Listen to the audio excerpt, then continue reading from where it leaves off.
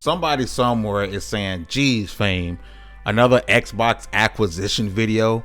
And my reply is simply, yes, because it's back in the news again. And anytime there's rumors from credible sources or some news from someone like Phil Spencer, we're definitely going to talk about it here at Level 1.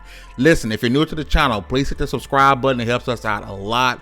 Like the video, share the video out. We are on the road to 700 subscribers and also on the road to 1K. It helps us out so much as we are growing. Don't forget to get the gaming news from lv1gaming.com.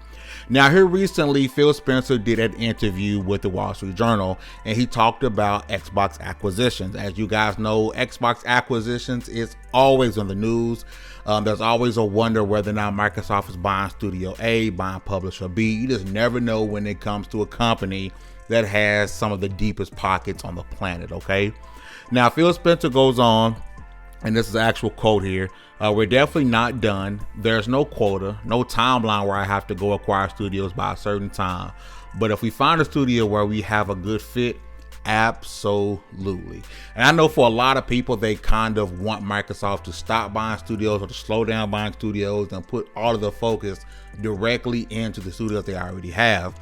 Of course, as we know, they went and got ZeniMax, which is one of the biggest video game deals ever. It sent shockwaves throughout the industry, and since then there's been countless amount of rumors from Take-Two to Ubisoft to all over the place for Microsoft could possibly be acquiring other studios.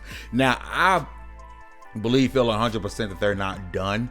I think Microsoft really believes in Xbox, and it goes to show with the position that Phil Spencer is in and the money that Xbox is allowed to spend. It almost seems as if Xbox has an unlimited amount of funding, which kind of goes back to some of the things we heard toward the end of last generation, to where the Xbox didn't have as much leeway or as much funding as they do now. But this is an absolutely crazy thing to think about, where who's next? Is it Take-Two? Is it Ubisoft? Me personally, I would love to see them go after a smaller studio like Moon. I think Ori the Will of the Wisp is Ori and the Blind Forest and Ori the Will of the Wisp are two of the most highly sought after, highly loved games on the Xbox platform. And it seems as if Microsoft has a relationship built already with Moon Studios. Again, when it comes to studios, it's all about the want to be purchased, the willingness to be purchased. And so that, me throwing out Moon is just a shot in the dark.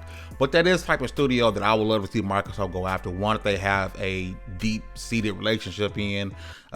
They were really important to Ori, being playable, being made, being put on other platforms. Microsoft's a big part of that.